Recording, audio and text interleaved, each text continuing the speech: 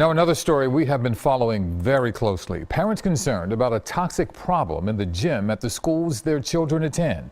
Tonight, parents packed a Washington Township room to get answers from administrators about what they plan to do about mercury in the gym floors. Eyewitness News reporter Kimberly Davis attended tonight's emergency meeting. Kimberly?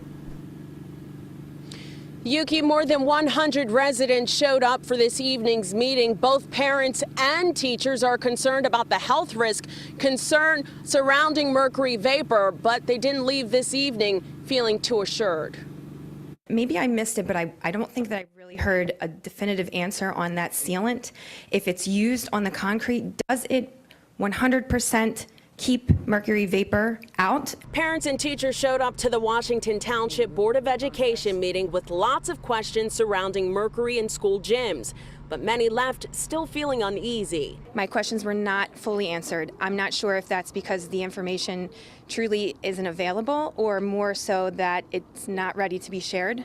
But at the end of the day, I think that these are questions we have to get answered to move forward. 8 school gyms in Washington Township have synthetic floors that were installed with mercury additives, and wear and tear over time releases mercury vapor. The school district learned of the problem back in 2017, but parents weren't told until January of this year. Superintendent Joseph Boldendorf. The bottom line is back in 2017, this kind of knowledge, the thing that we're working with and dealing with now, really wasn't clearly known. These kinds of reports and recommendations that have come out from organizations like the NJEA came out later that same year. We didn't have that information when we discovered that there was mercury in our floors. But parents we spoke with say they're not buying it. We just feel like we're being deceived. The 8 gyms containing mercury vapor are now closed, but parents and teachers want more to be done. I do want the wipe test done, just like everybody else, and I don't know what the delay is on that. I don't understand why it's something that they're tossing around and not answering for us. Some of these questions were asked at our last board meeting, and still today, weeks later, were not answered, like the questions about the wipe test.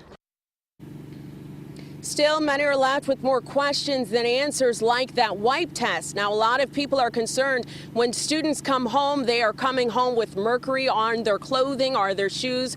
But a wipe test would either ease or validate those concerns. However, that wipe test still hasn't happened. The next meeting is scheduled for April 15th. For now, we are live in Sewell, New Jersey. I'm Kimberly Davis, CBS 3 Eyewitness News. So many questions, Kim. Thank you.